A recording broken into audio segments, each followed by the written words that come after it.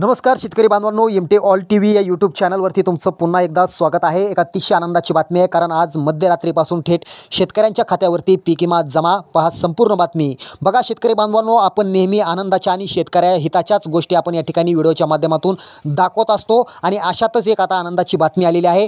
ती म्हणजे आज मध्यरात्रीपासून शेतकऱ्यांच्या खात्यावरती पीक विमा जमा होणार आहे। त्या संदर्भातील पुरावा देखील आपण या ठिकाणी आता पाहणार आहोत। मित्रांनो, खरीप 2023 मध्ये पीक विम्यात घोटाळा झाल्याने पीक विमा वाटप बंद करण्यात आली होती। मात्र राज्य सरकारच्या वतीनं यावर बैठक घेत तातडीनं पीक विमा वाटपासंदर्भात GR काढत राज्य सरकारनं दिलासा दिलेला आहे। खरीप 2023 मध्ये 25% पीक विमा मिळालेल्या शेतकऱ्यांनाच उर्वरित 75% पीक विमा वाटप आज मध्यरात्रीपासून सुरू होणार आहे। यात फक्त 2 पिकांसाठीच 75% पीक विमा लागू करण्यात आलेला आहे। यात सोयाबीन आणि कापूस या पिकांसाठी 75% अग्रिम लागू करण्यात आलेला आहे। तर कोणत्या शेतकऱ्यांना मिळणार हा पीक विमा ते पाहूया।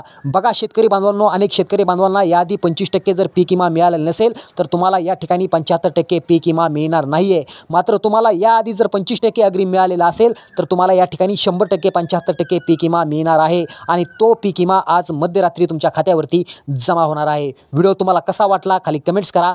धन्यवाद।